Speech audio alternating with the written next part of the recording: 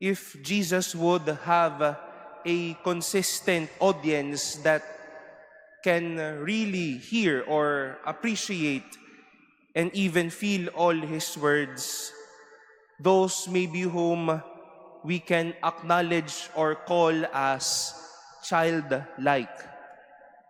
Childlike o bata o may pusong bata, not because of their cheerfulness or not maybe because of age or that happy or ready disposition to hear the Lord, but childlike because they are ready to listen, they are ready to learn, ready to be formed, and like a child, ready to be taken up by the hand so that they can learn and they are ready to be accompanied in life. Pero may mga nakikinig din naman kay Jesus na talaga namang astang matapang. May mga tao na nagmamataas, may mga taong nagmamagaling, but to these kinds of people or dispositions, God's word and God's will may sometimes fail to be realized.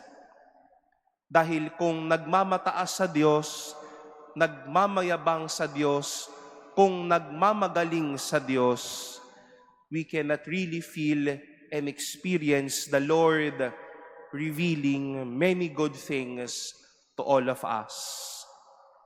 This is one thing the Lord is praising and thanking His Father. For although He has hidden these things from the wise and the learned, He revealed them to the childlike. Hindi sa mga taong mapagmataas, kundi sa mga taong may aba o may kababaan ang puso. And it is our prayer today, my dear brothers and sisters, that whenever we pray, whenever we listen to the Lord, at sa araw-araw po nating pakikitungo sa ating kapwa, araw-araw po tayong may kinakausap, magkaroon nawa tayo ng kabataan sa ating puso. Kabataan hindi sa edad, kundi kabataan na handang matuto at handang mapatama ang anumang mali sa ating buhay. Kung walang kabataan sa puso, tatanda po tayong paurong. Kung may kabataan sa puso, may kabanalan, may kapasidad upang matuto. If we will insist and even act higher than God, then do not be surprised if we are not forming or growing at all. Even in the Lord, we are acting like gods and not as a child, we give the Lord no space in our lives and in our hearts for us to learn and to be formed. Tingnan po natin ang ating sarili sa harapan ng Diyos. Bata pa ba tayo o nagmamatanda na tayo?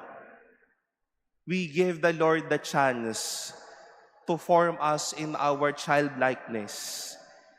Let us give the Lord the way to form us with the youthfulness of our hearts.